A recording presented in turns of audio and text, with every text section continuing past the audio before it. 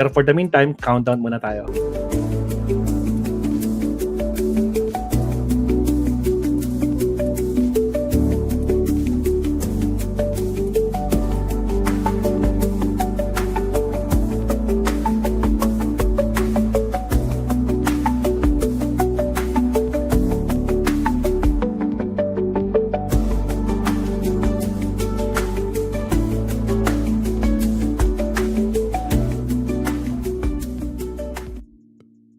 Alright, Ma'am Sat, ito si Dodat. Obligadong dumalo. Inoobliga itong si Sara Duterte. Obligadong dumalo sa trial sa July 6. So, ibig sabihin, obligado. Obligado talaga. Hindi pwedeng tumakas. Hindi pwedeng magkaila. O kung ano-ano. Kasi bloodbath nga, di ba? Alamin natin.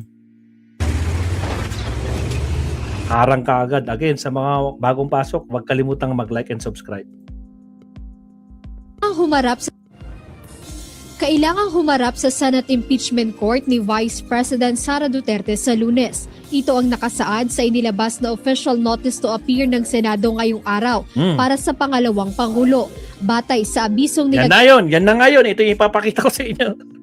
Yan na yun. Ito na pala. Daan mismo ni Senate President Sherwin Gatchalian na siya ring tatayong presiding officer ng naturang hukuman. Pinahaharap si VP Sara ng personal o sa pamamagitan ng kanyang mga abogado sa impeachment court sa July 6 alas 2 ng hapon. Inaasahang sa Lunes ay formal nang babasahin ang mga partikular na articles of impeachment laban sa Vice Presidente na una nang inihayag ng defense team ni Vice President Duterte na hindi pa tiyak kung dadalo ito sa nakatakdang paglilitis. Gayunpaman ayon kay Attorney Michael Powa, tagapagsalita ng depensa, nakahandang humarap sa korte ang Vice Presidente kung hinihingi ito ng pagkakataon. Samantala, puspusa na rin ang paghahanda ng Senado para sa makasaysayang impeachment trial na ito. Kaya kanina umaga ay nagkaroon sila ng All Senators Caucus. Dinaluhan ito ni na Senate President Ayun o, nandyan si Robin at saka nandyan si Loren Legarda. Dalawa lang ka na sa minority.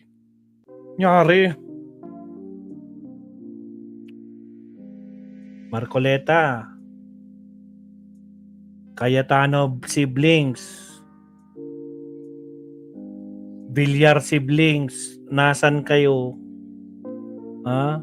Bakit wala naman kayo sa All Senator Caucus?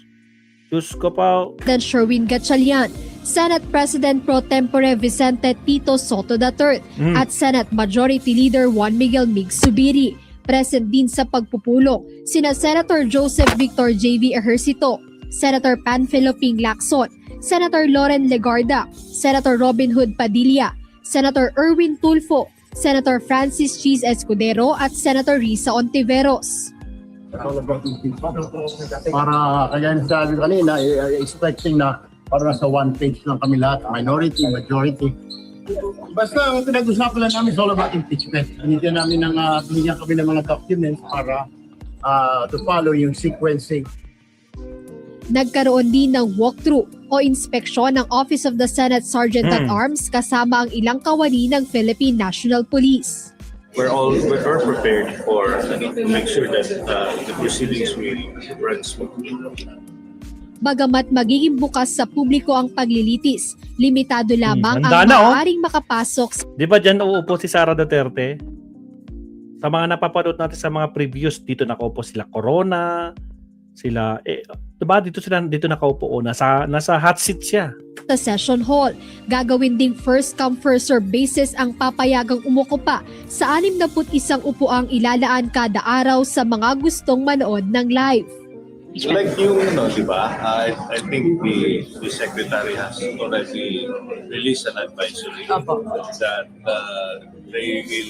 public will be allowed through BMS, first come first serve basis. So the BMS will be open daily, and then doon magre-register yun. Bukod dito, paalala ng Senado, mahigpit na ipatutupad ang proper decorum, disiplina at mga umiiral na patakaran sa loob ng gusali habang nagpapatuloy ang paglilitis sa pangalawang Pangulo. Jedne Resina, UNTV News and Rescue. Diyos ang aming sandigan, serbisyo publiko ang aming pinahahalagahan. Naka po. Salamat, UNTV. Ito yung sulat, mga kakabsat. Pakita ko sa inyo. Yung sulat. Sulat kay Vice President. Ito, mabsat to. Baka di nyo pa nababasa to. Ito, Republic of the Philippines Senate Impeachment Court. Senate Impeachment Court. Impeachment trial of Vice President Sara Zimmerman Duterte. Notice to Honorable Sara Zimmerman Duterte, pursuant of Rule 12 of the Rules of Procedures of Impeachment Trial and in accordance with the writ of summons issued on 19th day of 2026, directing you to appear, dinadirect ka to appear before the Senate of the Philippines upon the notice and to abide by, obey, and perform such order, directions, and judgments as the Senate of the Philippines shall make the premises according to the Constitution and law of the Philippines.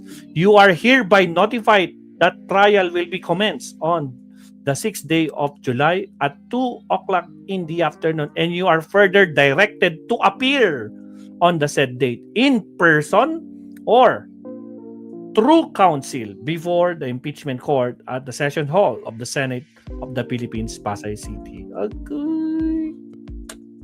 Paano ba yan, Sara? This is your time to shine. Bloodbath, di ba? Sinong gustong mag-attend si Sara? Dapat lang. Patunayan niya kung talagang bloodbath. Di ba? Diyos ko po. Ayan. Mga garapata. Labasan na. Bloodbath na. Diyos ko po, Rudy. Shoutout sa mga kasama natin. Aloni TV, Leonida. Sino pa ba? Si Winnie Arto. Shoutout Allen Valencia, Sir Leonardo. Mga Seraforce family. Siyempre, Allen Valencia. Si Emily Arabejo. Si Almond Lee, Arton Zala, sila Mark Rivera, shout out sa inyo, Mabsat, no? Asan na si Lustay? Kinakabahan na, Sir Leonardo. Kabado na sila. Bubble bath yan. Tingnan natin yung gyapang, di ba? Matagal nang prepared yung ating prosecution team, no? Kaya talagang wala na. Dito natin makikita kung talagang wala siyang kasalanan. Tsaka ito na yung tamang forum para patunayan mong sinungaling lahat ng mga nag-akusa sa iyo. Patunayan mong nandiyan si Mary Grace Piatos, patunayan mong nagbigay ka ng tulong at donasyon diyan sa AFP na tinanggi nila. Patunayan mong nagkakamali sila, patunayan mong sinungaling sila. Patunayan mo hindi mo ginastos ng 11 days yung dahil kung tutuusin 1 day lang sinabi ng bagman mo. Isampal mo. Patunayan mo nakarapat-dapat kang ikaw kasi hindi ka nagsisinungaling. This is your chance. 'Di ba? At for patawag nito. For how long na pinatagal-tagal mo to ng kampo mo, nautos mo din, malamang. Diba? This is your chance. Diyos ko po, Rudy. Siya, butragis, mag-iiyakan na naman yung garapata dito. Next topic na nga tayo. Again, sa mga bagong pasok, huwag kalimutan mag-like and subscribe. Next topic tayo, Absat.